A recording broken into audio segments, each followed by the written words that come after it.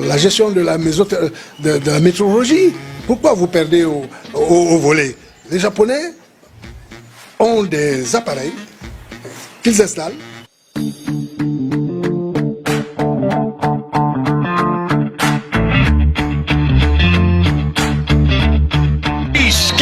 With the finish.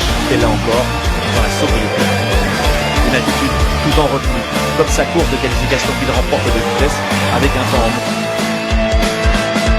En baisse de régime et c'est là où j'ai continué. Les Lions indomptables de la petite balle ont validé leur ticket pour la phase finale de la compétition africaine des jeunes par équipe de 12 ans et moins. Le Cameroun a remporté la médaille en or, tant chez les hommes que chez les dames, lors du tournoi Unifac organisé du 13 septembre au 4 octobre 2025 dans la ville de Yaoundé. Chez les dames, le Cameroun était représenté par Brunel Princesse Yango, Albertine Niaboui, Kiria Arnel Salachunga et le capitaine René Serge Belibinzana. Chez les messieurs, Benjamin Douyi, Stallone Akantungi Foku, Daniel Samuel Tetsobel et le capitaine René Serge Belibinzana composent l'équipe du Cameroun. Pour rappel, sur 6 pays attendus, seuls 2 ont répondu présents, à savoir le Cameroun et le Congo. Le Cameroun s'est imposé en simple comme en double dans toutes les catégories.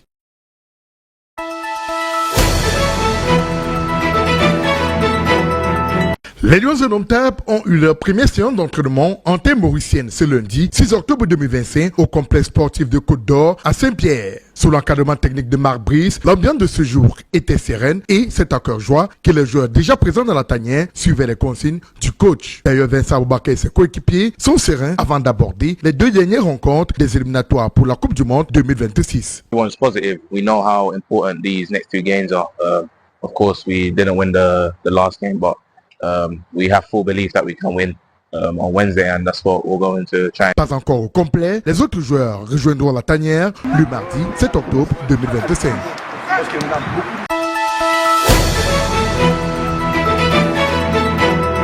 Fin de semaine heureuse pour Florent Batum et Ashdod FC. L'attaquant camerounais a trouvé le chemin des filets lors du match qui opposait son club Maccabi Nieren à la faveur de la 6e journée. Ashdod s'est imposé 2-0 avec Florent Batum qui compte désormais 3 buts cette saison dans le championnat israélien de football. André Frank Zambo-Anguissa a lui aussi connu une fin de semaine heureuse. Avant de rejoindre la tanière, le Lion indomptable a été désigné homme du match lors de la victoire de Naples sur Genoa 2-1.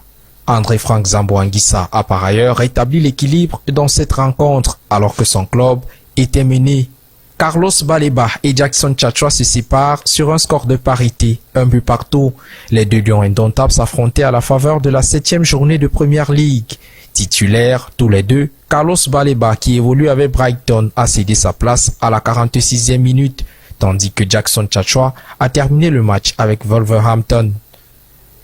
Yvan Djanto offre le nul à Aude Beka. L'attaquant camerounais a rétabli l'équilibre lors du match qui opposait son club à Stabæk à la faveur de la 25e journée du championnat norvégien de football de 2e division. Angel Lyonjo a lui aussi trouvé le chemin des filets en France. L'attaquant camerounais s'est illustré au cours du match qui a opposé la réserve de Lille au FC Metz. Le match s'est soldé en faveur du FC Metz 2-1. Marie-Gisèle Ngamanga a signé un doublé avec Galatasaray. L'internationale camerounaise a contribué à la large victoire de son club sur Sekmokoy 5-1 dimanche. C'était à la faveur de la 3e journée du championnat turc féminin de première division.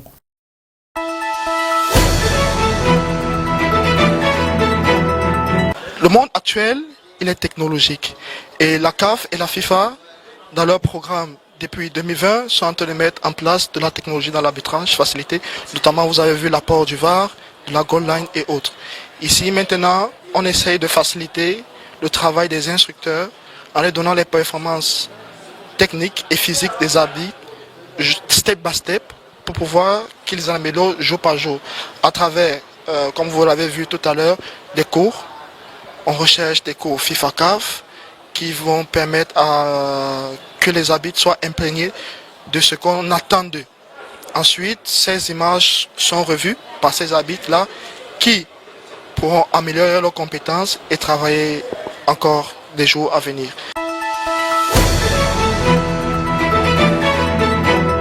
Au terme de cet atelier qui a duré 4 jours, au profit des arbitres et arbitres assistants de l'Union des fédérations de football d'Afrique centrale.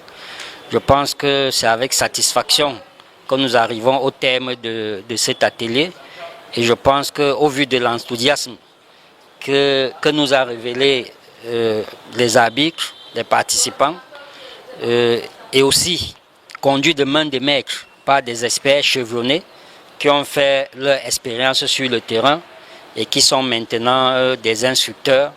Je pense que ces participants-là vont rentrer avec une expérience et ils vont pouvoir faire bénéficier la zone et représenter valablement la zone UNIFAC dans les compétitions de la CAF et de la FIFA. Oui, comme je l'ai dit, c'est une première et nous sommes en train de mettre sur pied un plan stratégique de développement de l'arbitrage qui va prendre effet à partir de l'année prochaine, puisque nous sommes déjà presque en fin d'année.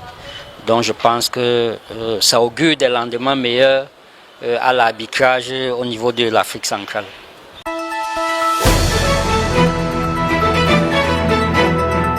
Avant le démarrage de la nouvelle saison sportive, les clubs camerounais multiplient les mouvements pour renforcer leur effectif.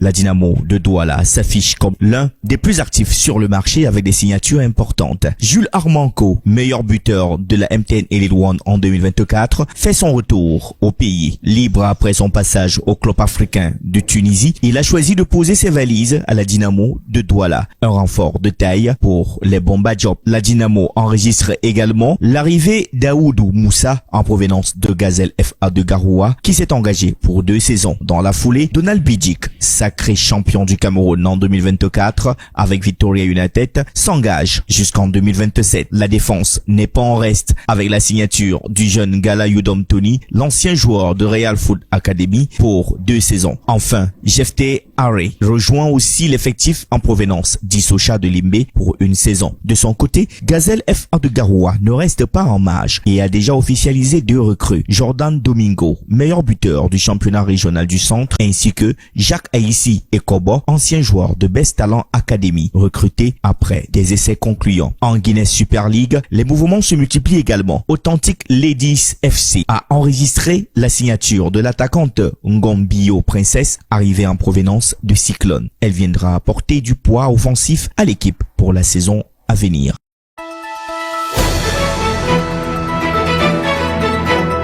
L'équipe féminine du Cameroun de Maracana a remporté avec brio la 11e édition du championnat d'Afrique disputée dimanche 5 octobre en Guinée-Bissau. Un parcours sans faute pour les Lions du Maracana qui ont su voler la compétition avec 3 victoires en 3 rencontres. Dès leur entrée en lice, les Camerounaises ont donné un ton en infligeant une lourde défaite à la sélection haute, la Guinée-Bissau 5-0. Elles ont ensuite confirmé leur suprématie en dominant les Amazones du Bénin 1-0 vendredi dernier, validant ainsi leur biais pour la finale. Opposés une nouvelle fois au Bénin en finale, les Lions n'ont laissé aucune chance à leurs adversaires en s'imposant 3-0. Une victoire nette et sans bavure qui consacre 5-0. Elles ont ensuite confirmé leur suprématie en dominant les Amazones du Bénin 1-0 vendredi dernier, validant ainsi leur biais pour la finale. Opposés une nouvelle fois au Bénin en finale, les Lions n'ont laissé aucune chance à leurs adversaires en s'imposant 3-0. Une victoire nette et sans bavure qui consacre la suprématie du Cameroun sur le Maracana féminin africain. Du côté masculin, la sélection camerounaise a connu un sort moins heureux. Les Lions du Maracana ont été éliminés en quart de finale par le Burkina Faso. Tombeur du Cameroun est qualifié pour les demi-finales prévues le 7 octobre 2025 en Guinée-Bissau.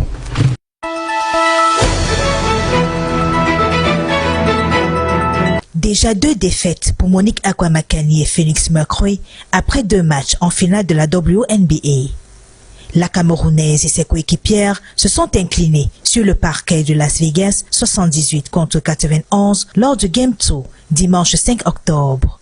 Comme lors du Game 1, Phoenix a pris les commandes en début de match avant de se faire rattraper et dépasser par son adversaire. Dans ce match, l'agressivité de Monique Akwamakani, 9 points, 7 passes décisives, l'adresse extérieure de Kelia Cooper, 23 points, et la justesse d'Alyssa Thomas, 10 points, 6 rebonds, 5 passes décisives, n'ont pas suffi.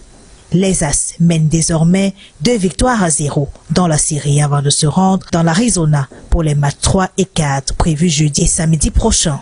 En Serbie, Dulci Fanka maintient le rythme.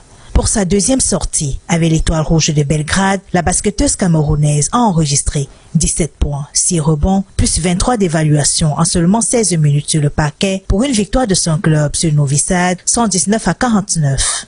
Sa compatriote en sélection, Jessica Thomas et Emlak Connaught sont tombés devant Fenerbahçe lors de la première journée de la KBSL.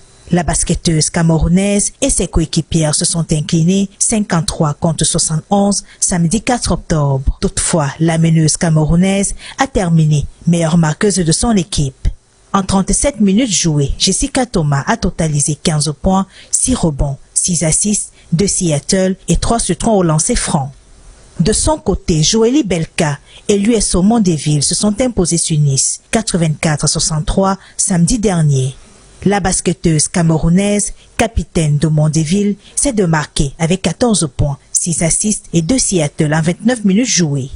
En NBA, les New Orleans Pelicans de Yves Missy ont bouclé leur tournée australienne par une victoire. Le pivot camerounais et ses coéquipiers ont validé leur deuxième match de pré-saison grâce à leur victoire sur les Phoenix de Melbourne, 127-92. En 20 minutes jouées, Yves Missy a enregistré 10 points, 6 rebonds, 3 passes décisives et 2 contres.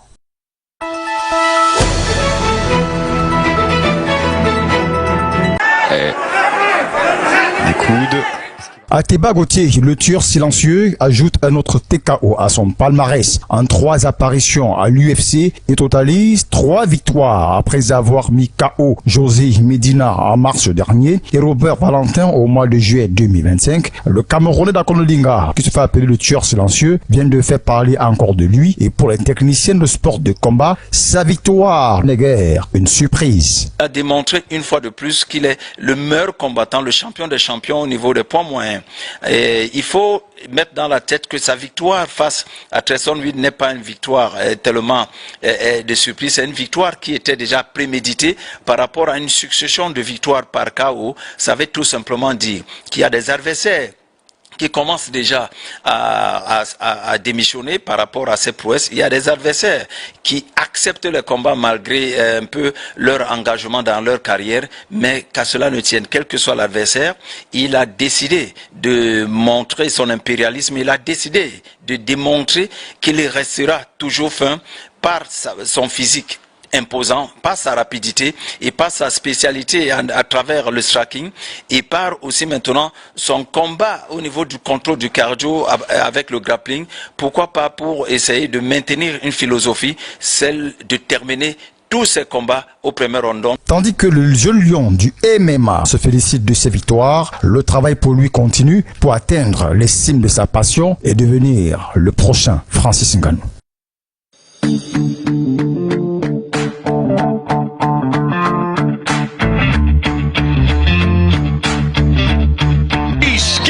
With the finish. Et là encore, dans la sobriété. Une attitude tout en retenue, comme sa course de qualification qu'il remporte de vitesse avec un temps en À partir du début, ça se mettait un peu en baisse de régime.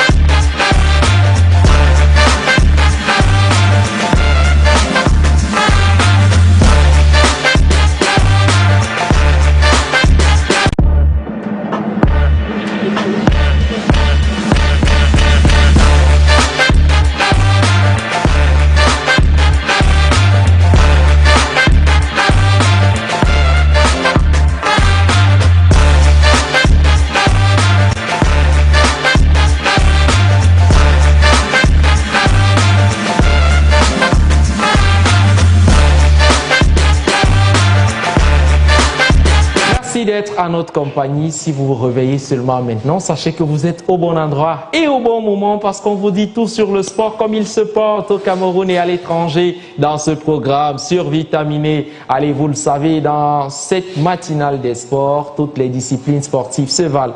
les rubriques s'enchaînent, les chroniqueurs se déchaînent. Et tenez-vous, la famille va s'agrandir dans un court instant. Le temps pour Géraldine Mekongo de nous afficher la question du matin. Quel 11 pouvez-vous proposer à Marc Brice pour la rencontre de demain à vos claviers au numéro de téléphone qui s'est affiché juste par message, SMS ou WhatsApp? Pas d'appel s'il vous plaît. Proposez un 11 à Marc Brice pour le match de demain. Allez, faites votre classement. Proposez-nous la solution tactique, le schéma tactique qui vous sied. Proposez-nous les hommes et on va partager avec les téléspectateurs et internautes qui nous regardent ce matin. RVK et Alex Limbe, les doyens, sont toujours en place. Peut-être avant d'attendre les dames, Hervé, est-ce qu'il faut envisager un changement, de nouveaux visages dans le 11 de Marc Brice demain? Ben, on veut bien. C'est vrai qu'il aime mourir avec ses idées, mourir avec ses choix, il faut bien. Surtout sur le plan offensif, voir cette nouvelle garde, les jeunes loups, si Karl Eta Eyon, Blaise Edouard est là. Mais pourquoi pas permettre à ce jeune attaquant, celui-là même qui fait trembler toutes les défenses de la Ligue espagnole, de goûter aux délices d'un match chez les Lions notables du Cameroun. Il faut bien un véritable baptême du feu pour Karl Etayon, surtout hors de nos frontières. Surtout hors de nos frontières, permettre à ces jeunes de commencer. Pourquoi pas. Donc, Mabrice Peter, il faut déjà permettre à ces jeunes, notamment à un attaquant comme celui-là. Il n'est pas un tireur devant le touche. Au milieu de terrain, on a aussi des petits comme des jeunes comme avant. Arthur avant. Mais il faut oser voir. Il faut oser. Il va davantage venir oxygéner ce milieu de terrain des Lions notables. Et on veut aussi étudier le positionnement de Franz Ambouanguissa. Étudier le positionnement de Franz Ambouanguissa avec qui il peut être aussi bien et être efficace chez les Lions notables. Pourquoi pas? On ne veut pas de Franz Ambouanguissa de trois visages. Que Franz Ambouanguissa au Dinapoli, Franz Ambouanguissa des Lions notables. Non. Franz Ambouanguissa. Je crois qu'il avait répondu à cette question. Il avait répondu en image. C'est l'enfant de Galactique. Ça va réjouir Yannou Miguel qui nous regarde ce matin. D'ailleurs, quand vous avez rencontré samedi aux premières heures, et voilà Ambouanguissa, il avait répondu en conférence de presse. RVK, ça fait quand même longtemps. Il n'a pas les mêmes hommes. Il n'a pas les mêmes hommes à ses côtés. Ce ne sont pas les mêmes circuits et autres. Non, maintenant, il revient au staff aussi. Il revient au staff de voir, d'apprécier, juger les uns les autres. Comment on l'utilise au Dinapoli, comment il joue en Série A, au Calcio, pour qu'il soit efficace. Pour qu'il aide au mieux les Lions notables du Cameroun. Pour avoir Franz Ambouanguissa, à côté des gens comme De Bruyne et autres, il est précieux. Et ici chez nous, on ne le voit pas. Il n'est pas utilisé. Marc Brice n'a qu'à... On dit soit limiter les bons exemples. Il doit imiter. Il y a une équipe, la meilleure équipe du monde qui a joué avant-hier. Vous avez vu? Lorsque l'entraîneur en deuxième mi-temps a décidé de changer l'équipe. Il a vu 3 petits moteurs qui ont changé la physionomie du match. Marc Brice, il doit imiter. Je ne vais pas prononcer le nom de l'équipe. Je ne prononce pas le nom de l'équipe. Je ne peux pas. 3 bons petits moteurs. Marc Brice doit imiter, doit copier la Ligue des Champions les a traumatisés. Marc Brice doit copier ce genre d'exemple. Doit copier Luis Enrique. Les exemples de bons coachs, des meilleurs coachs. Non, de Luis Enrique. Du monde. Non, c'est le meilleur coach du monde. Selon. En tout cas, il faut copier les bons exemples. On suppute. Il faut que, s'il peut faire que, on copie le bon exemple. C'est tout. J'ai de la peine à passer la parole à Geneviève, de peur qu'elle. Non, c'est ça le même discours. Continue. Oui, c'est le même discours. Il faut copier les bons exemples. De gauche. Les bons exemples. Mais bon, qu'est-ce qu'on peut bien faire ce matin? Allez, la famille s'est agrandie, vous le verrez sur le plan large. Geneviève Onla et Esther Otto sont bien des nôtres ce matin. Je ne sais pas ce qu'Esther donnait à surtout pas l'argent. Surtout pas l'argent. Elle ne peut pas donner l'argent. De l'argent? Non, c'était pas l'argent, surtout pas l'argent. Parce qu'elle ne peut pas donner l'argent un matin. Bon, Geneviève, bonjour. Vous allez bien? Bonjour Renaud. Bonjour, je vais très bien. Je sais pas ce qu'on fait en face. Pourquoi vous ne vouliez pas me dire? Un jeu de deux générations. Je sais pas ce qu'on fait en face. Deux générations. Hier, on a dû entendre, on a appris que certains ne voulaient pas s'asseoir auprès des autres. Et aujourd'hui, ils se retrouvent à discuter. Bon, allez-y Geneviève. Vivement que vous ne soyez pas embêtés par vos amis d'en face. Hein. Allez-y.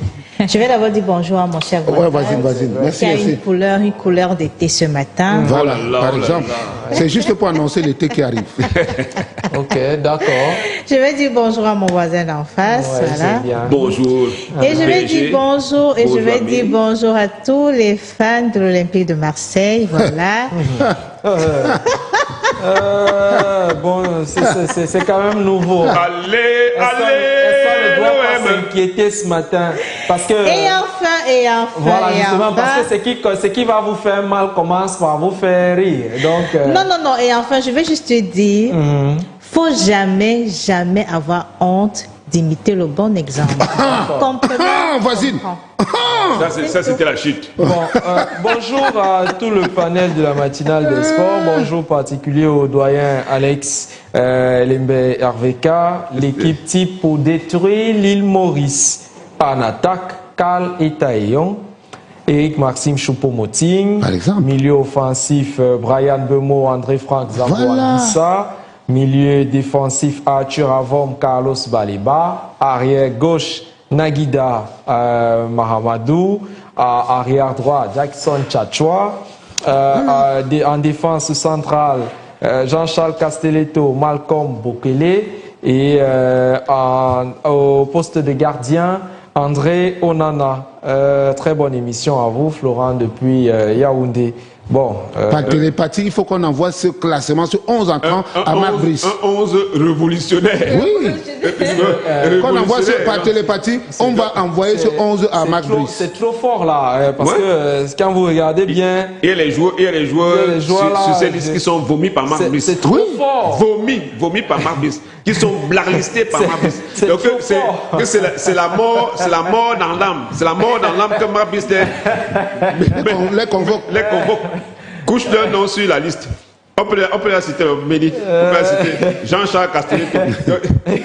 C'est des joueurs morts pour Fabrice. Et que c'est la mort dans l'âme. Donc, regardez que Jean-Charles Castelletto. C'est quand même Florent, lui, il est allé très loin. Donc, bonjour Florent. Non, il est objectif, c'est tout. Non, oui, et c'est un 11 révolutionnaire. Si on est lucide, d'accord. Si on est lucide, on devrait coucher ce 11. Voilà. On dit réunion technique, voilà le 11. Ouais. Vite fait, bien fait. Je crois que Florent a un peu copié un coach là. Lui, c'est Eric. Oh, il est un peu un coach là. Le meilleur club du monde. D'accord. Le meilleur président, le meilleur club, le meilleur coach, le meilleur gardien, le meilleur joueur. On ne voit pour le chapeau là. Nous, on va aller chercher le chapeau là. Non, le chapeau en poste. Dans tous les cas, ce matin, avec vous, Geneviève, on va parler de la Confédération africaine de football en général, mais en particulier de la prochaine Coupe d'Afrique des Nations de football. Patrice Motsepe, le frère de RVK, donne des assurances quant à l'organisation. His brother. Yes, our brother. Oui, justement. Effectivement, le président de la Confédération africaine de football, Patrice Motsepe, s'est donc dit confiant pour l'organisation de la CAN au Maroc, justement, qui doit se dérouler en fin d'année. Et ce qui est quand même, il faut le dire, le Maroc est jusqu'à présent le théâtre depuis plus d'une semaine de manifestations quotidiennes contre le gouvernement. Les jeunes Marocains sont descendus dans la rue dimanche pour la 9e nuit consécutive afin de réclamer la fin de la corruption et un changement de gouvernement. Alors, s'exprimant lors d'une réunion annuelle des dirigeants de football africains à Kinshasa, Patrice Motsepe s'est montré très affirmatif. Nous, c'est-à-dire la CAF, sommes absolument convaincus que la CAN se déroulera comme prévu. Le Maroc est le plan A, le Maroc est le plan B et le Maroc est le plan C. Et la compétition qui va donc réunir 24 équipes doit donc débuter le 21 décembre et doit s'achever le 18 janvier 2026. Malgré la situation Tendu dans le pays, Patrice Motsepe ne compte pas lâcher les organisateurs à quelques mois du grand rendez-vous. La CAF va travailler et coopérer avec le gouvernement et tous les citoyens marocains pour organiser la CAN la plus réussie de l'histoire. Rappelons que le Maroc a déjà accueilli la CAN, c'était en 1988 et à cette époque, la compétition ne rassemblait que 8 nations. Et en 2015, le pays s'était retiré en tant que pays hôte de l'édition en invoquant des craintes en raison d'une épidémie du virus Ebola qui sévissait alors dans certains pays africains. Donc en tant que pays hôte de la prochaine CAN, le Maroc espère mettre fin à une terrible disette dans la compétition continentale après l'unique titre obtenu en 1976. Bon, j'ai un problème. Si je dis ce qui me vient à l'esprit, vous pourrez quand même me taper sur les doigts.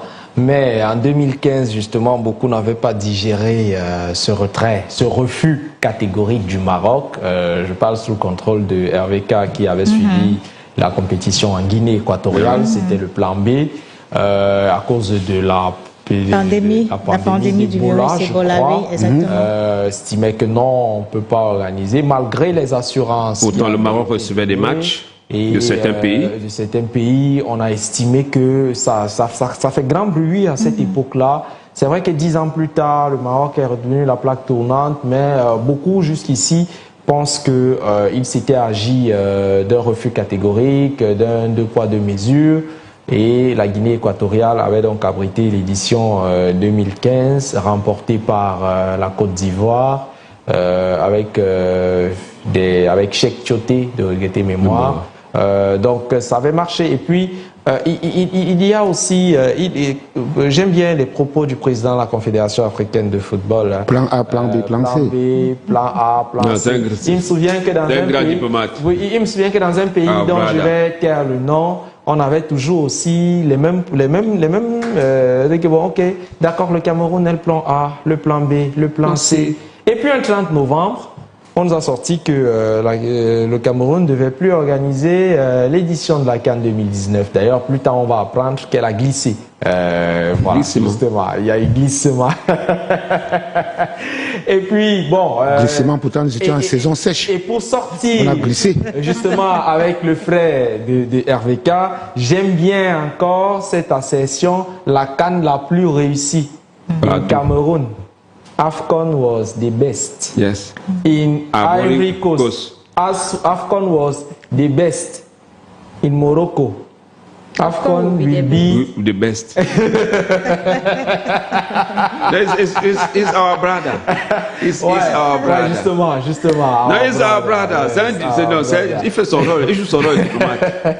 Patrice Motsepe ce matin. Allez, il y a une chose à ceux qui nous regardent depuis Kinshasa. On sait que la ville a abrité l'Assemblée générale de la Confédération africaine de football. Avant ça, il y a eu le COMEX, le comité exécutif de l'instance. Bien de choses à ceux qui nous regardent depuis la République démocratique du Congo. Mbote Kinshasa. Mbote Kinshasa. Sangonini. C'est un pays que Jean-Charles doit bien connaître. Oui. Certains disent que c'est son pays aussi. Je sais pas trop. Avec ses amis chanteurs. Voilà. Comme Fali Poupa. Voilà, justement. Allez, des nouvelles de basket ce matin. Ousmane Dieng se démarque avec Oklahoma City. Geneviève là. Effectivement, pour son premier match de pré-saison avec Oklahoma City, qui a battu Charlotte Hornets 135 à 114 à Charleston, en Caroline du Sud, c'était dans l'occasion pour Marc Daignol de procéder à une large revue d'effectifs. Et profitant donc de l'absence de certains cadres de l'équipe, comme le MVP de la dernière saison chez Jesus Alexander ou encore Jalen Williams, le Français Ousmane Dieng a ainsi pu bénéficier de temps de jeu 33 minutes au total et a donc délivré une prestation complète, 17 points, 8 rebonds et 6 passes. Côté Hornets, Moussa Diabaté a rendu une copie à 7 points et 4 rebonds pour 12 minutes de temps de jeu. Tidiane Salon a joué 24 minutes pour 6 points et 6 rebonds. Oklahoma City va donc poursuivre sa préparation face à Dallas ce mardi soir, tandis que Charlotte ne rejouera pas avant vendredi une nouvelle confrontation face à Oklahoma City. On le rappelle, la saison régulière va débuter le 22 octobre prochain. Et avant que la saison régulière ne débute, il y a cette annonce très attendue de LeBron James. De quoi va-t-il parler ce soir? Et oui, LeBron James est-il sur le point d'annoncer sa retraite? That is the question. Pour l'instant, on reste dans la spéculation, mais il semblerait que le moment soit important. LeBron James a donc teasé une annonce a priori de la plus haute importance pour ce mardi à 18h heure française, dans ce qui ressemble à un entretien vérité. Tout le monde a sa théorie, mais bientôt, 41 ans et après avoir battu à peu près tous les records à sa portée, on dirait bien que le King va annoncer sa décision de prendre sa retraite au terme de la saison 2025-2026 ou dès à présent, mais ce ne serait pour le moins inattendu aussi près du début de la saison. Voilà déjà plusieurs saisons que LeBron James indique qu'il réfléchit à poursuivre une année de plus son nom. Cette fois, peu après avoir activé son option pour un contrat à plus de 50 millions de dollars, ce qui pourrait être la décision de toutes les décisions, pour reprendre le terme qu'il a utilisé lui-même dans le teaser. Les fans du Chosen On espérons évidemment qu'il s'agit d'une annonce de moins d'importance, comme quelque chose qui concernerait son business ou encore sa marque. Mais une telle mise en scène, on n'y croit vraiment pas. Mais si ce choix se confirme, LeBron James s'offrira alors un farewell comme Kobe Bryant, avec un hommage appuyé dans toutes les salles de la part de tous ses fanbases. On aura bien le temps de se pencher sur l'impact du King sur plusieurs générations et dans l'histoire de la NBA lorsque ce sera officiel. Mais pour le moment, faisons mine qu'il ne se passera rien dans quelques heures. Bon, LeBron James veut-il simplement attirer l'attention sur lui au moment où beaucoup s'interrogent sur l'issue? Est-ce qu'il va poursuivre? Est-ce qu'il va arrêter? Ou alors veut-il faire une déclaration? LeBron James, qu'on ne présente plus quand on parle de basketball dans le monde, c'est une légende incontestée. C'est un talent pur et naturel. C'est surtout une finesse, une inspiration pour les jeunes qui choisissent la balle orange comme discipline sportive ou alors qui veulent y faire carrière. Il faut bien regarder les matchs de LeBron James, tout comme je vous demanderai de regarder les matchs de Luc Mba Amouté, Richard, Luc Richard Mba Amouté. Je vous demanderai de regarder des matchs aussi de Alfred Aboya. Je vous demanderai de regarder des matchs, si cela vous arrive, de Ruben Boumtché, et puis de vos aînés les plus proches, Embiid, Siakam, Missy, si vous voulez, regardez. Mais bon, ce sont des noms qui comptent et on aime bien, on est content de les avoir, on est content de les citer chaque matin sur cette antenne. Et ça fait plaisir. Geneviève, on l'a. Merci à vous, chère dame, avec Esther Otto. Est-ce qu'il y aura un combat au Nigeria? De qui? Est-ce qu'il y aura un combat au Nigeria? Je vous pose une question. Ok. Non, vous n'avez pas répondu. Je vous pose une question. Est-ce qu'il y aura combat au Nigeria? It is speculations. We all do not know if it's going to be. So we are looking at Anthony Joshua. The question is, will Anthony Joshua fight in Nigeria? Actually, according to reports, Anthony Joshua could make a sensational return to the ring with a fight in Nigeria early next year, with Congolese heavyweight Martin Bakole emerging as a possible opponent. Following his recent loss to Daniel Dubois, Joshua's team is exploring options for a comeback, and Nigerian promoter Dr. Ezekiel Adamu, who previously worked with Ami Khan in Lagos, has initiated talks to host the bout on African soil. Bakole has publicly called for the showdown, describing it as a modern-day rumble in the jungle too.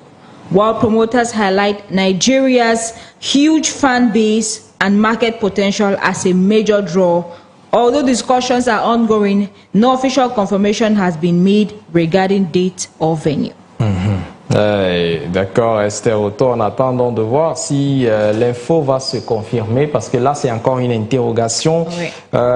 Quand on évoque Anthony Joshua, j'ai pas voulu donner son nom, hein. Je voulais bien vous laisser le soin de l'évoquer, encore que vous aimez aussi Anthony Oluwa Joshua. Ah, Anthony Joshua. Oluwa Joshua.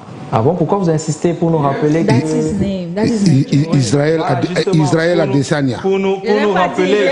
En fait, elle insiste justement pour nous rappeler que. Adesanya.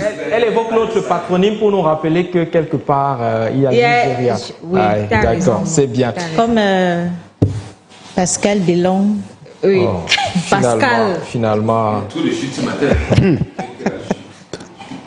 Bon, Esther Otto, la suite, où est-ce qu'elle nous amène finalement? Parce que vous avez de la peine à... La suite, où est-ce qu'elle nous amène, Esther Otto?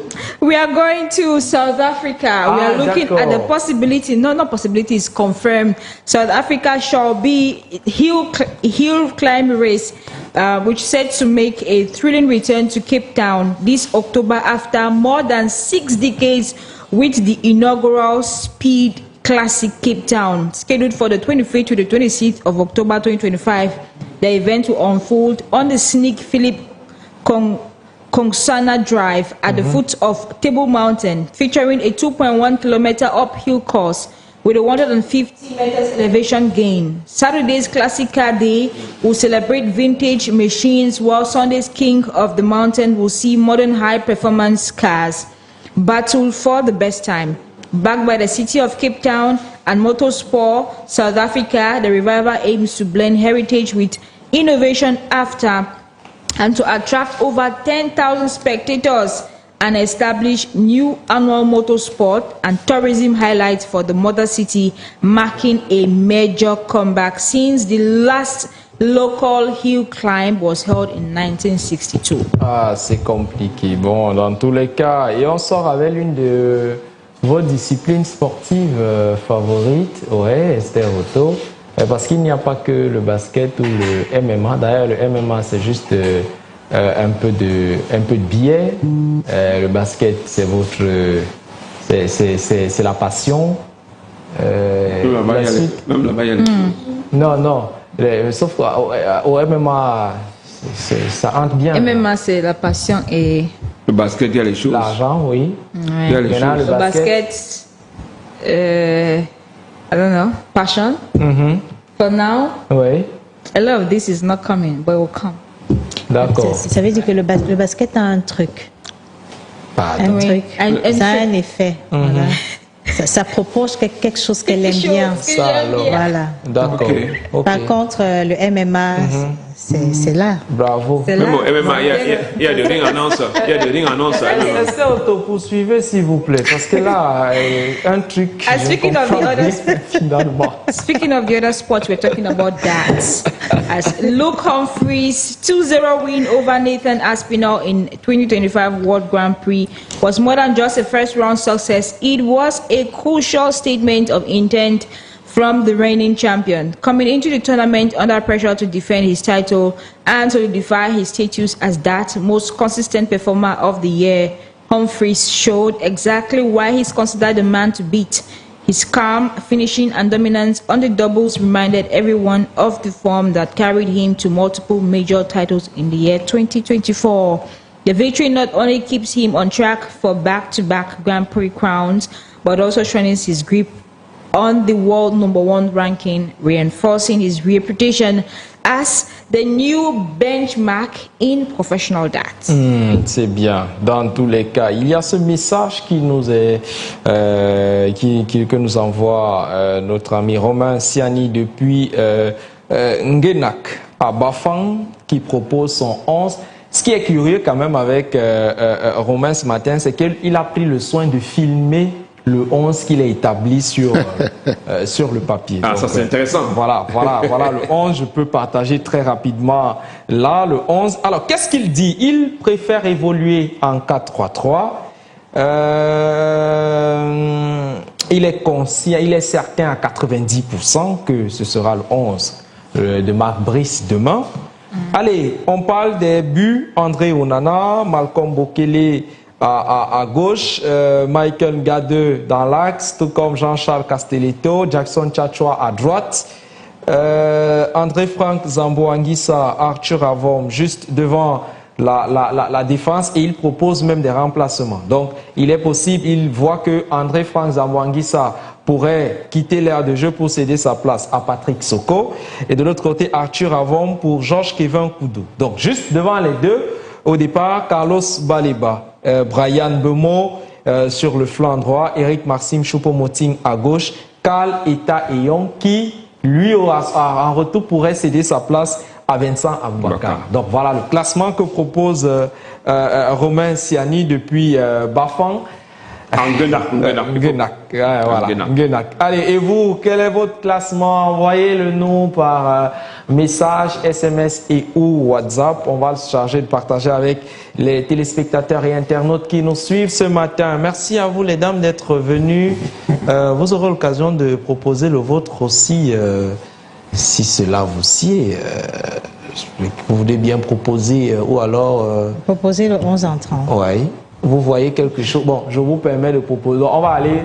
Je vous donne le compartiment offensif, c'est-à-dire à partir du milieu terrain jusqu'en attaque. Vous voyez qui en attaque? Deux en attaque. Brian Bemo. Oui, en pointe. Vous voyez Brian Bemo en pointe? Oui. Choupo-Moting. Oui, c'est bon. Oui. Vous ne voyez personne d'autre? Et Carlos Baleba. Carlos Baleba, c'est le milieu terrain déjà. Oui, c'est qu'il a un bon distributeur. Ok, d'accord. Esther Otto, vous voyez qui voyez-vous en attaque? I want 3 of them. Yes. Choupo-Moting, Brian Bemo and Karl Eta Eyong. D'accord. Karl Eta Eyong. Tout le monde ce matin, Karl Eta Eyong. Yeah, because he is the hot cake. He's the man for the job. I love this. I love it. It's the hot cake. It's the hot cake. Yes. It's the hot cake. Votre voisin semble d'accord. Pour une fois. En fait, il aime ce qui est hot. Yes. Pour une fois. Dans tous les cas, voilà. Comme quoi? Comme le coquille? Dans tous les cas, William Melly demande déjà le remplacement. Geneviève, voilà. Je ne sais pas ce monsieur.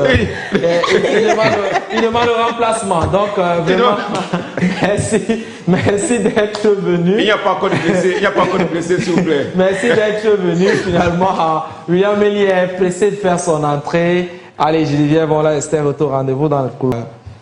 J'ai quelque chose pour vous. Allez, juste après. Non, ce matin, ce ne sont pas les promesses. On va y veiller. On va y veiller. Quand c'est le voisin d'en face qui parle. On va y veiller. On est d'accord. On va y veiller. Ce matin, pas de promesses. On veille. Donc, quand c'est le voisin d'en face qui parle, on est d'accord.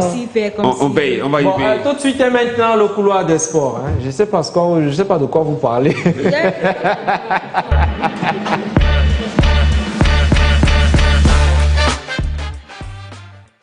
Classement opéré très rapidement, les choix tactiques s'imposent sans se discuter et se respectent. Et les partis ont très vite compris parce que c'est l'heure de recevoir d'autres personnes. C'est vrai que Jean-Charles nous fait un message pour dire que... Qu'est-ce qu'il dit même déjà dans son message, Jean-Charles? Je ne sais pas pourquoi et ce monsieur, je ne sais pas qu'est-ce qu'il veut. Voilà. Qu'est-ce qu'il a dit? Voilà, ok, tout sauf le foot. Alex parle du foot. Bon, voilà, c'est quand même surprenant. Après, il y a un autre monsieur qui dit vive la meilleure équipe du monde. Merci, on se comprend. Le meilleur exemple à suivre. Ok. Par exemple. Bonjour William. Merci monsieur. Non, il faut insister sur ce genre de message. Non, surtout pas. Bon, voilà. William Melly, bonjour, vous allez bien? Bonjour Renaud Hinon, je vais très bien ce matin. Bonjour à William Essambé qui nous regarde, le meilleur Parisien qui existe au Cameroun. Le meilleur Parisien. William Essambé, bonjour. Et bonjour à ce supporter de l'Olympique de Marseille, Jean-Charles de Mekingue. Beaucoup de courage à lui. C'est vrai qu'il a passé de mauvais moments, surtout après la victoire du Paris Saint-Germain. Renaud Hinon, tout à l'heure, j'ai demandé les remplacements parce que je vous vois proposer du 1-11 entrant, mais vous oubliez qu'il y a un monsieur qui est fidèle à sa logique. Lequel? Marbrice est fidèle à sa logique, il meurt avec ses choix. Au milieu de terrain, personne ne sait matin là. Vous faites ça comment? Non, en fait, vous n'allez pas oublier. Michael Gadeux, il y a dans le squelette de Lyon avec Marbrice. Gardien de but André Onana, Michael Gade défense centrale, au milieu de terrain, nous avons bien entendu le matin, on l'a Franz Ambouanguissa et Carlos Baleba. Personne ne donne le carton, donc ils seront titulaires. Les trois seront titulaires. À droite déjà, on connaît déjà que c'est avec notre très cher Brian Bemo. À gauche, c'est entre ces deux, ils connaissent. Tu joues, je joue, bien, tu commences. Ah bon? Koudou et le milliardaire, l'ex-milliardaire chinois. Christian Bassogok, ok, voilà. D'accord. Bon, maintenant, il peut écouter l'appel du peuple, il dit que Vincent repose un peu, mais tel qu'on le la connaît, probabilité semble vous entendre parler. Tel qu'on connaît, Vincent Boubacar sera titulaire. Ok, d'accord. Et il risque de jouer.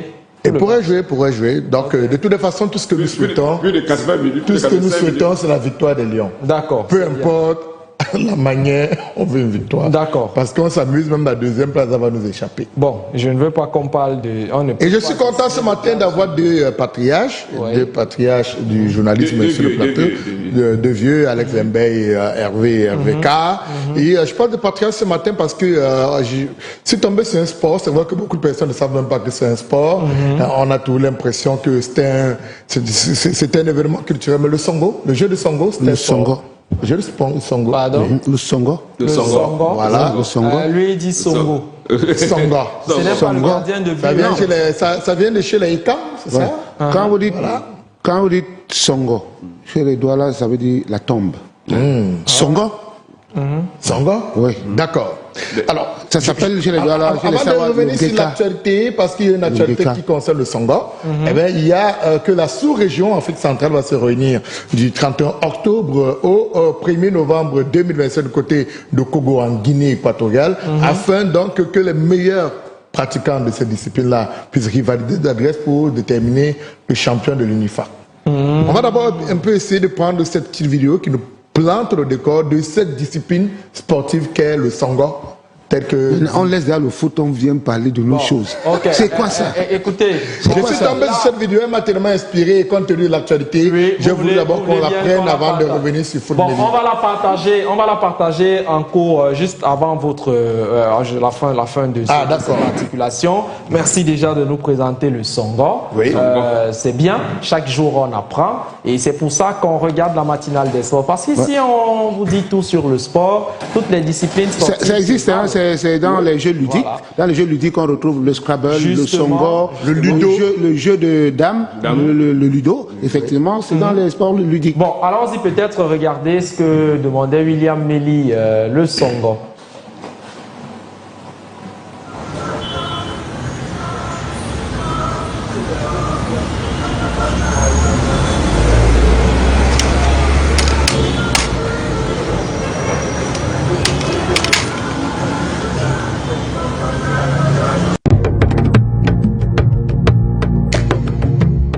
Le Songo est un jeu traditionnel de semaille, originaire du peuple Ekan, présent au Cameroun, au Gabon et en Guinée équatoriale. Proche de la Walé d'Afrique de l'Ouest, il se joue surtout dans le bassin du Congo. À l'origine, ce n'était pas seulement un divertissement, les anciens l'utilisaient comme un moyen de rencontre entre hommes pour discuter des problèmes de société, souvent chez les chefs traditionnels ou notables. Certains pensent même qu'il transmet des connaissances scientifiques traditionnelles sous une forme ludique. Aujourd'hui, le Songo s'est démocratisé, tout le monde peut y jouer. Il oppose 2 joueurs, chacun disposant de 7 cases contenant 5 graines. Le but est de capturer le maximum de graines selon des règles de stratégie précises. On trouve d'ailleurs des variantes selon les ethnies comme chez les Fans ou les Étangs. C'est donc à la fois un héritage culturel, un jeu de réflexion et un lien social qui continue de séduire bien au-delà du peuple Ekan.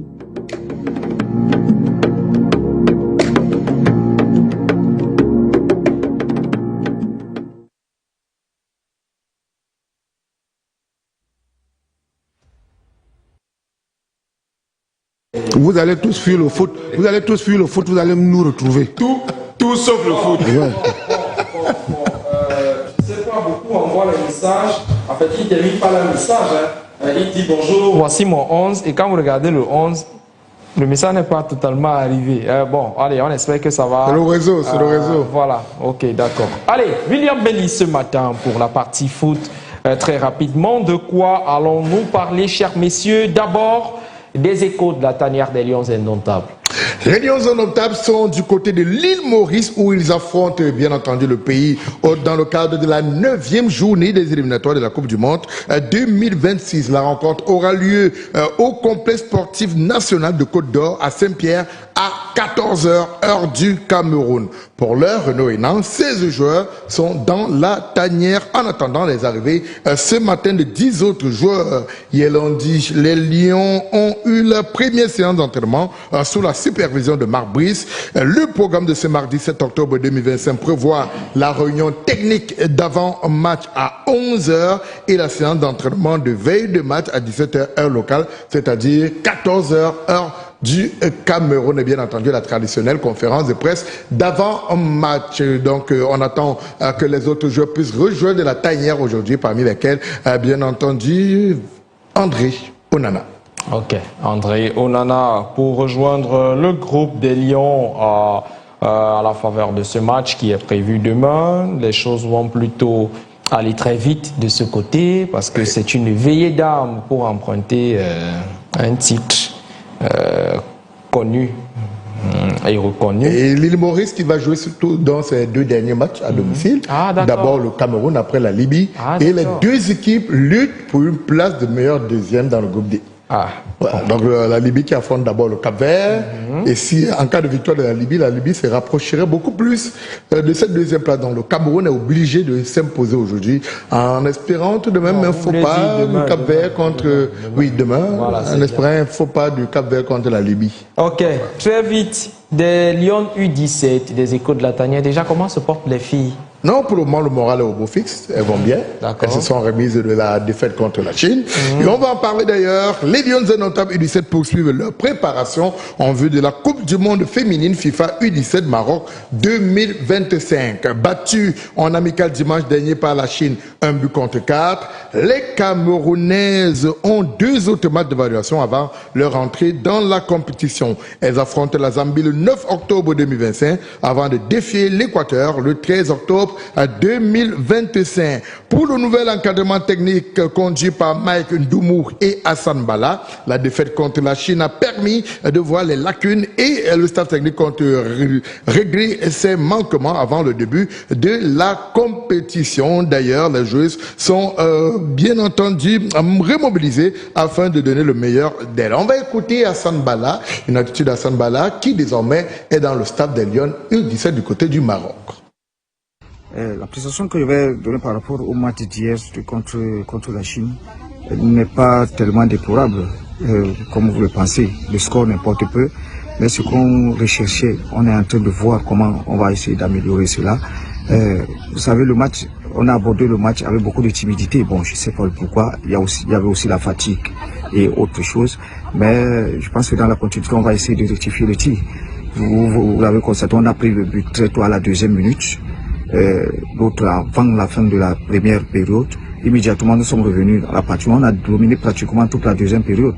Nous sommes revenus à 2 buts contre 1 et malheureusement pour nous on avait un temps fort où on a obtenu un pénalty, on a manqué et ça a joué sur le moral des filles. On a essayé de remobiliser. Immédiatement on a pris un carton rouge et ça qui a encore une fois de plus déstabilisé l'équipe. Mais je pense que dans la continuité, on va continuer à travailler, c'est le plus important. Ce n'est pas maintenant, ce n'est pas aujourd'hui. Je pense que ça serait le jour J. C'est là où on va voir le vrai visage du Cameroun. On ne va pas revenir sur ce qui s'est passé. On va continuer, on est focus. Les filles se sont remobilisées immédiatement. Vous avez vu la séance de ce matin.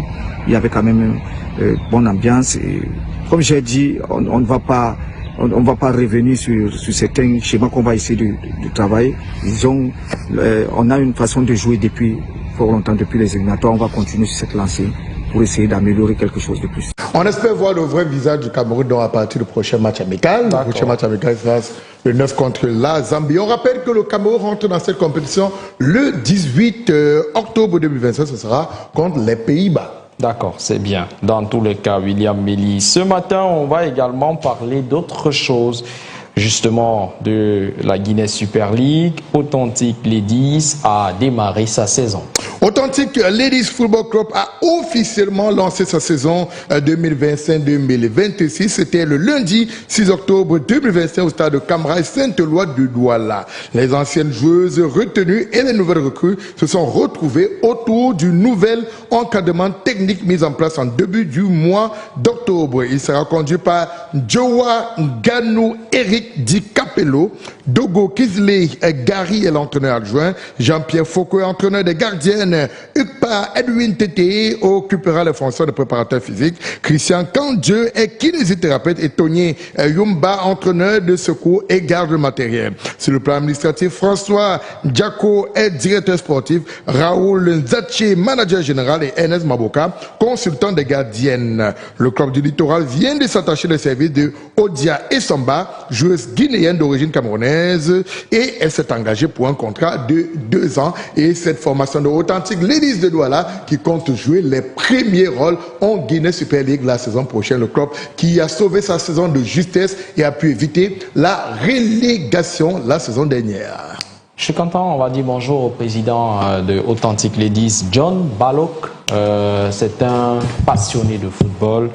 Et chaque fois que vous le voyez, il est toujours au stade, il est assis quelque part, il vient toujours regarder de près. Bah, ça fait plaisir. Justement, merci à vous, William Meli, pour ces nouvelles avec Alex Limbé ce matin. Est-ce qu'il nous amène? On parle de lawn tennis, des tout petits qui étaient à l'initiation dans la ville de Douala. Ils découvraient la discipline. Ah oui, c'était samedi dernier au tennis club de Douala. C'est à Bonanjo. Ils étaient très nombreux, n'est-ce pas, à avoir répondu présent à ce rendez-vous, à cet appel donc du staff technique du tennis club de Douala qui a pour objectif désormais de faire pratiquer le tennis au plus grand nombre de personnes. Généralement, on a toujours dit que le tennis c'est l'affaire des autres, c'est le sport des riches, mais ils veulent bien que cela ne soit plus ainsi, que tout le monde puisse pratiquer le tennis. Donc, en collaboration avec ce tennis club de Douala, l'association dénommée La Passi, entendez, la passion du sport international, incite donc les tout petits à la pratique du tennis. Cette initiative a connu son kick-off, comme on le disait, donc samedi dernier, ici même à Douala, où plusieurs jeunes dont l'âge oscille entre 3 et 12 ans ont pris le plaisir de tenir une raquette pour la première fois, une raquette et avoir le contact avec les balles sous les yeux, très vigilants de ceux-là même qui avaient la charge d'entretenir ces jeunes enfants, ces poussins, on va les appeler comme ça.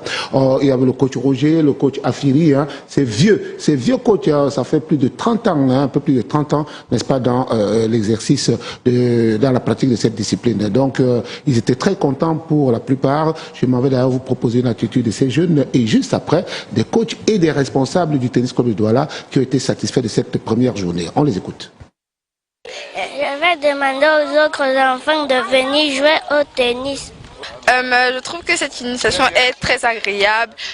C'est une bonne chose que le président ait pu faire un truc comme ça pour les enfants. Je pense que cette innovation est très bien parce que ça va aider certains enfants à peut-être développer des talents cachés qu'ils avaient. Je trouve que cette innovation est très bien parce que en fait c'est un peu comme mon premier jour et tous les coachs ont été très attentifs avec moi. J'ai réussi à faire beaucoup d'échanges, j'ai réussi à me dépasser. Donc je pense que ça va aider aussi d'autres enfants à se dépasser aussi lors de leur premier jour de la...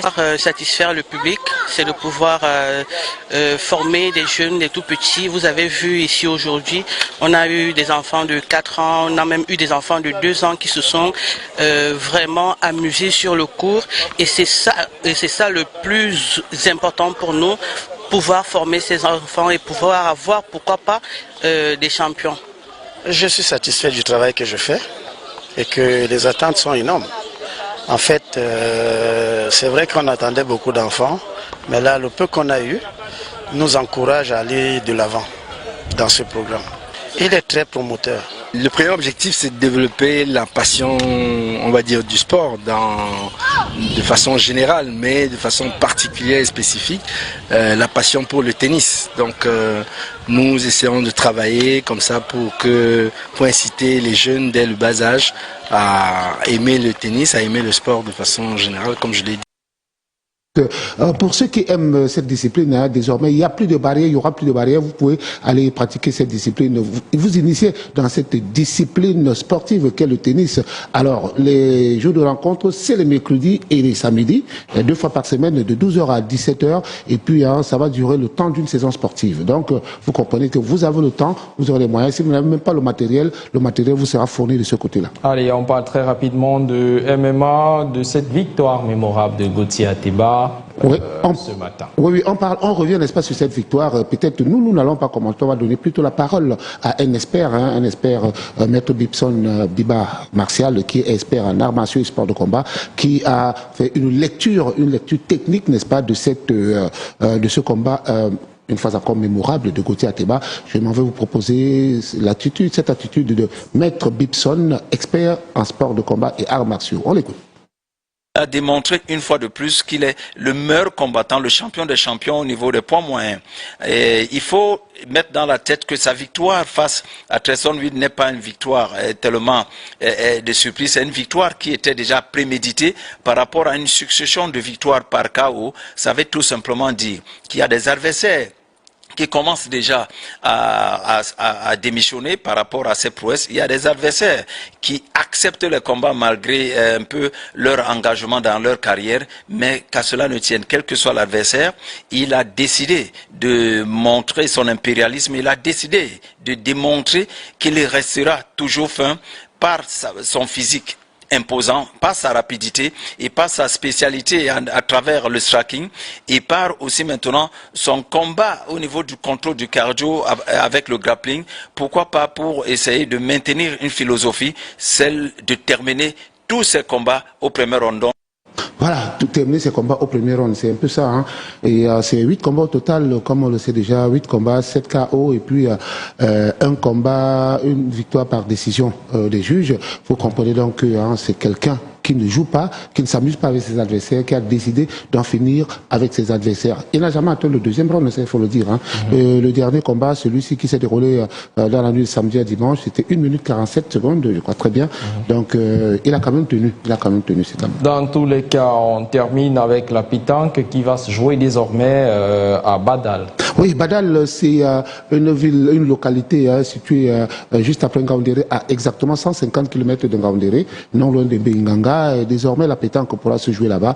Et il y a un petit boulodrome de circonstances qui a été offert aux populations de Badal. C'était la semaine dernière. Donc, c'est grâce à celui-là même qui est féru, n'est-ce pas, de la pétanque, Bruno Metongan, qui a décidé d'offrir ce boulodrome à ces populations de cette localité afin qu'ils puissent pratiquer désormais la pétanque. Il ne faudrait plus qu'ils disent que la pétanque c'est le sport des autres ou encore le sport des riches. Non, désormais, ils pourront pratiquer la pétanque de ce côté-là. Donc, ce sont des initiatives à apprécier et à copier d'ailleurs. Il ne faudrait plus que la pétanque se joue uniquement à Yaoundé, Douala, Garoua ou Bangang. Non. Et à Badal également, on pourra désormais pratiquer la pétanque. J'ai été surpris sur ces images de voir mon frère Cyril Tavou, qui est un citoyen de Ngaoundéré. Et je vois qu'il est un fan de la pétanque, et autres. Donc bonjour à Cyril, bonjour à toute la famille du côté de Ngaoundéré. J'étais surpris de le voir. Et Badal, c'est à 150 km de Ngaoundéré. Depuis le week-end, ça veut dire que c'est un vrai pape. De la Damawa. D'accord. Allez, on va lire très rapidement des messages. Bonjour à vous sur le plateau. C'est Linaïk Siani depuis Douala Deido, Grand Moulin, mon 11. Déjà, je mise sur le 4-3-3, gardien de but André Onana, défenseur Michael Ngade, Jean-Charles Castellito, Jackson Tchatchoua, Nourutolo, milieu de terrain Carlos Baliba, André Franck Zambo-Anguissa, Arthur Avom, et attaquant Georges Kevin Kudo, Karl Etaillon et Brian Bemo. Allez, c'est donc ce message qui nous est envoyé ce matin. Un autre message déjà. Le coach Capello de Ndogbo, dit-il, propose également le 4-3-3, son classement, gardien de but André Onana, défenseur Jackson Tchatchoua, Malcolm Bokele, Jean-Charles Castelletto et Naguida Aboubakar, milieu de terrain Carlos Baliba, André Franck Zambo-Anguissa, Arthur Avom, et en attaque Brian Bemo, Karl Etaillon et Moumi Ngamale. Score du match, il va même jusqu'au score.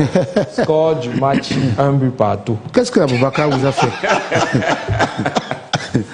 Donc, score du match, 1 but partout. Donc voilà, il a le coach Capello qui nous regarde depuis Ndobon qui a envoyé ce message-là. Il y a d'autres qui arrivent, mais juste on va parler de la manière avec laquelle le Cameroun se vend en tant que destination sportive juste après cette transition. C'est le focus.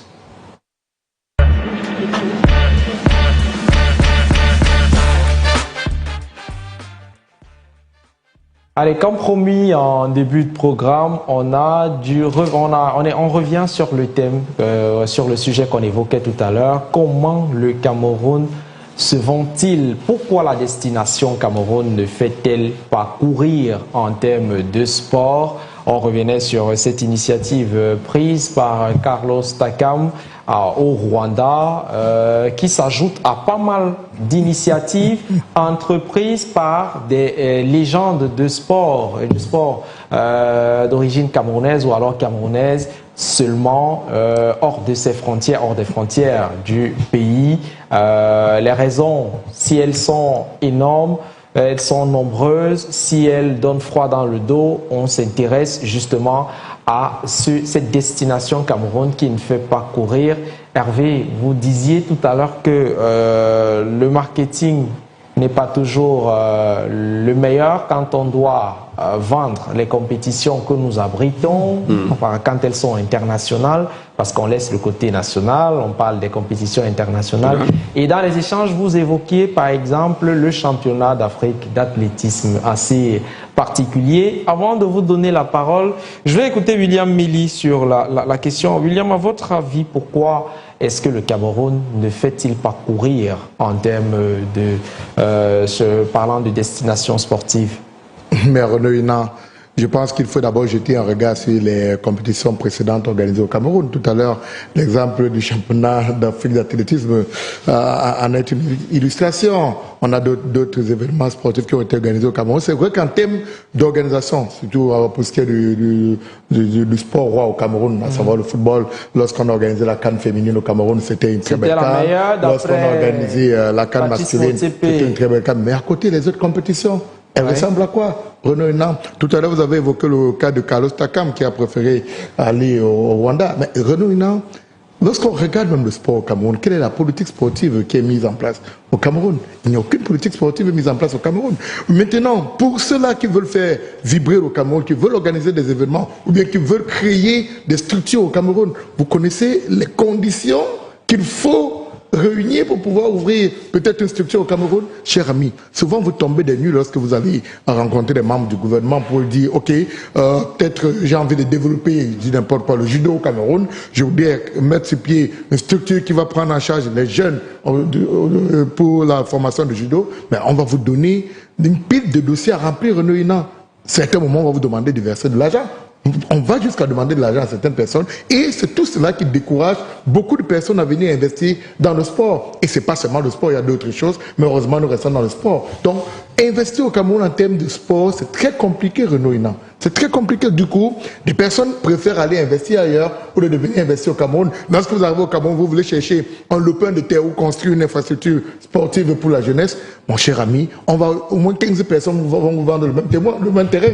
Vous allez acheter le même terrain à 15 personnes parce que les mentalités sont rétrogrades, Renaud Hina. Donc, il n'y a rien qui est mis en place pour encourager l'éclosion du sport au Cameroun. Et du coup, c'est la raison pour laquelle nous sommes. Là, le Cameroun réussit souvent. Pourquoi? Parce qu'on a une terre de génie. On est une terre de génie parce que régulièrement, on arrive à des compétitions. Brie, récemment, au Maracana, le Cameroun est rentré avec la médaille d'or chez les femmes, chez les dames. Mais comment se structure le Maracana au Cameroun, René?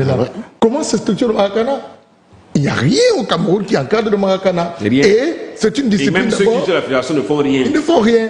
Donc, du coup, il y a autant de sports qui sont là. Aujourd'hui, on applaudit parce qu'il y a une médaille qui est arrivée. Mais je le dis, c'est parce que Dieu aime beaucoup le Cameroun.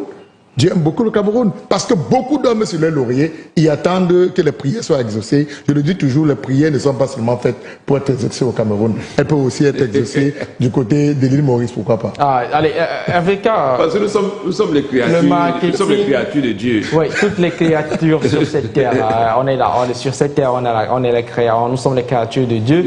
Mais je voudrais qu'on revienne un peu sur un aspect. La question est simple. Pourquoi le Cameroun ne fait pas courir? On a eu des destinations, on a des politiques mises sur pied, des politiques marketing pour attirer. On a parlé du Rwanda, ça s'est vu sur certains maillots de clubs européens. On a parlé d'autres pays. Pourquoi le Cameroun ne fait-il pas courir? Pourtant, on a des instruments. Il y a l'agence de promotion, d'investissement au Cameroun, et il y a plusieurs forums investis au Cameroun. Vous pouvez compter les forums investis au Cameroun par an. Il y a plusieurs forums investis au Cameroun. Et à la fin, on a l'impression, in fine, que ce sont uniquement des événements budgétivores. Parce que si c'était des événements avec des projets... C'est des événements d'autres secteurs et non le sport.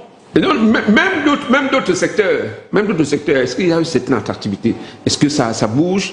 Et maintenant, investir au Cameroun, on devrait avoir des initiatives comme celle menée par Carlos Takam. D'abord commencer par le Cameroun, parce que sans doute, il a des financements, il a des bailleurs de fonds, et c'est un projet qui est bien pensé, il a un business plan et autres, mais rien n'est fait. Vous avez l'agent de promotion, il y a plusieurs autres structures autour qui devaient davantage attirer, vendre la destination Cameroun. Cette destination, cette terre d'hospitalité, terre d'opportunité, mais qui malheureusement n'attire pas et qui est mal vendue. Qui est mal vendue ou peut-être pas du tout vendue par ceux qui ont la mission principale de vendre cette destination qui est celle du Cameroun. Ouais. Pourtant, il y a des opportunités. On peut saisir l'occasion de cette tête d'affiche, comme le Carlos Takam, Francis Ngannou et bien d'autres, pour attirer des investisseurs sur le plan sportif. D'accord. Et il y a des têtes de gondole, des têtes d'affiche, Samuel Eto'o-Fils et bien d'autres qui peuvent davantage jouer le rôle de facilitateur, permettre à tout ce monde de venir investir au Cameroun. Regardez, le Rwanda parle. Le Rwanda parle. Le Maroc parle. Le Maroc parle. Aujourd'hui, c'est pratiquement razzia. Arrêtons d'abord au Maroc. Si on est Côte d'Ivoire, la belle famille va encore se lever, dire encore nous. Il faut une fixation encore sur nous. Razzia pratiquement de toutes les compétitions du football. Ouais. Et du football parce que aux arts martiaux, pieds et poings et autres, le Maghreb, le Maroc est leader. Et leader joue les premiers rôles parce qu'on a le temps de penser la politique des sports au royaume chérifien. Donc je crois que tous ceux qui ont le quotidien, une mission principale de vendre la destination Cameroun, ils ont du pain sur la planche. Donc, il y a des actions menées comme celle de Carlos Takam qui prend la direction de Kigali au Rwanda. Ça devrait interpeller. Et que faisons-nous à l'agence de promotion et d'investissement du Cameroun? Comment nous vendons la destination Cameroun? Est-ce que cette destination Cameroun est même vendue? D'accord. Allez, nous sommes en pleine campagne électorale. Ce serait peut-être, ça aurait été un moment idéal pour les candidats de nous dire ce qu'ils pensent du sport. Alex Limbé, jusque-là, vous comprenez le silence des candidats sur la question sportive quand on évoque justement ce sujet. Ah ben c'est pas le foot, c'est ça. Bon, en fait, les Camerounais, comme l'expliquait William Meli, les Camerounais sont eux-mêmes d'abord leur propre obstacle. L'administratif camerounais, quand vous arrivez avec un projet, je vous jure qu'au niveau de la paperasse, vous êtes d'abord essoufflé. En dehors de cet essoufflement, au niveau de la paperasse, vous êtes taxé. Vous êtes taxé et puis c'est là où les blocages commencent. Le mapatisme. Oui, bien sûr. Je prends un exemple simple. À l'époque, il y avait Richard Luc Bahamouté, qui a le camp Bahamouté, qui a d'ailleurs dévoilé ces jeunes basketteurs que nous connaissons, ces basketteurs que nous connaissons aujourd'hui. Oui. Il est buté. Il est bloqué. Il vient avec un projet comme celui-là. Vous savez combien il payait, n'est-ce pas, les aires de jeu au Palais des Sports? À combien? Il est payé très cher. Il vient, il vous fait ça 1 an, 2 ans. Normalement, l'État camerounais ou alors le ministère des Sports et de l'Éducation, je dis n'importe quoi, pour l'accompagner, pouvait demander qu'on lui donne, n'est-ce pas, c'était gratuitement. Bon, maintenant, quand, par exemple, Francis Ngannou fait venir le matériel de MMA, les cages et autres, ah ben non, on n'a pas pitié de lui au niveau de la douane, hein. Il est taxé, il paye. Mais c'est quand même Francis Ngannou, on aurait dit, bon, donc, comme c'est toi, et tu viens ouvrir, n'est-ce pas, quelque chose d'intéressant. On peut exonérer. On peut exonérer. Mais non, il paye cher. Pourquoi voulez-vous que les autres viennent, continuent? Ah ben, ils sont bloqués. Ils sont bloqués. Ah ben non, si Ngannou veut envoyer au Cameroun encore 2 ou 3 cages, il ne pourra pas. Parce qu'il va penser à l'argent qu'il va dépenser, n'est-ce pas, pour dédouaner ses matériels. Alors que s'il avait été exonéré, il enverrait le matériel chaque fois. Pourquoi voulez-vous que ce soit une terre je sais pas trop quoi. Une terre d'attractivité. Ah oui. Et pour terminer, pour chuter, hein, je prends un autre exemple. Il y a des stades qui ont été créés, stade omnisport qui a été créé au Cameroun. Des stades omnisport. On ne dit pas stade de foot. Omnisport. Oui. Pour que, par exemple, on a vu un exemple qui nous a fait mal au stade de Kwekong à Bafoussam. Hein? Les athlètes veulent s'entraîner. Ils préparent un championnat d'Afrique. Ils veulent s'entraîner. On leur demande de payer. Pour aller s'entraîner sur le tactile, on leur demande de payer. C'est aberrant, ça fait très mal. Ça fait très mal. Autant de griefs autant. Qui ternissent l'image. Ils doivent vivre. Ils doivent vivre quoi? C'est l'équipe nationale qui va s'entraîner. D'accord. Pourquoi quand les Lions indomptables de football vont s'entraîner au stade, ils ne payent pas? Vous n'en savez pas grand-chose. Non, ils ne payent pas. Il y a des parties de l'ONIES. Vous ne savez pas. Ils ne payent pas. Non, il ne paye pas. Dans le table de football, il y a des parties de l'ONIES. D'accord, allez. L'ONIES existe depuis combien de temps? Depuis combien de temps l'ONIES existe? Dans l'espoir que les uns et les autres reviennent à de meilleurs sentiments. On évoquait la destination Cameroun. On peut passer la journée à en parler. Peut-être reviendrons-nous sur le sujet pour voir ce qui a marché. Et puis on sort avec ce 11 que nous propose Losange. 4-4-2, André Onana dans les buts, nous Tolo à gauche, Malcolm Bokele et Jean-Charles Castelletto dans l'axe, Jackson Tchatchoua à droite, Carlos Baleba, André Frank Zambo-Anguissa, Arthur Avom au milieu de terrain, Dani Namasso, Brian Bemo et Franck Magri en attaque. Donc voilà le 11 qui nous est proposé très rapidement. Allez, bien de choses à vous. Demain on va en reparler, ou alors Esther Otto va remettre le sujet sur la table. Vous aurez l'occasion de faire vos pronostics et peut-être de renvoyer également le 11 que vous proposez à Marc Brice pour ce match contre l'île Maurice. Merci à vous, chers messieurs, d'avoir été là. Demain est un autre jour. Rendez-vous 7h. À bientôt. À bientôt. Salut.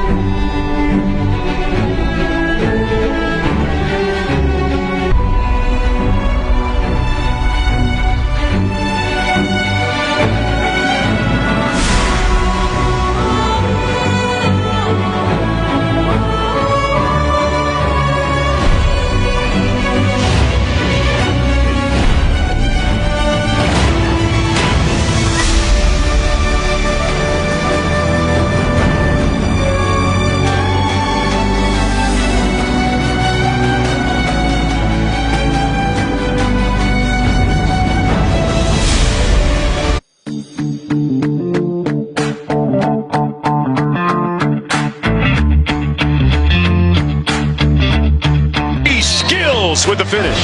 Et là encore, dans la sobriété. Une attitude tout en retenue, comme sa course de qualification qu'il remporte de vitesse avec un temps en en baisse de régime. Et c'est là où j'ai compris. Les Lions indomptables de la petite balle ont validé leur ticket pour la phase finale de la compétition africaine des jeunes par équipe de 12 ans et moins. Le Cameroun a remporté la médaille en or, tant chez les hommes que chez les dames, lors du tournoi Unifac organisé du 13 septembre au 4 octobre 2025 dans la ville de Yaoundé. Chez les dames, le Cameroun était représenté par Brunel Princesse Yango, Albertine Niaboui, Kyria Arnel Tsalatunga et le capitaine René Serge Belibinzana. Chez les messieurs, Benjamin Douyi, Stallone Akantungi Foku, Daniel Samuel Tetsobel et le capitaine René Serge Belibinzana composent l'équipe du Cameroun. Pour rappel, sur 6 pays attendus, seuls 2 ont répondu présent, à savoir le Cameroun et le Congo. Le Cameroun s'est imposé en simple comme en double dans toutes les catégories.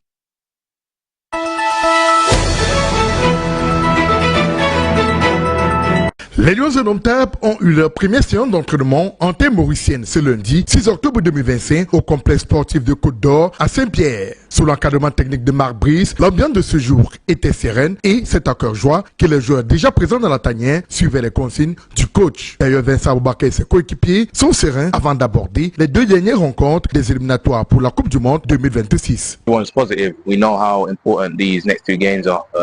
Of course, we didn't win the last game, but we have full belief that we can win on Wednesday, and that's what we're going to try. Pas encore au complet, les autres joueurs rejoindront la tanière le mardi 7 octobre 2025.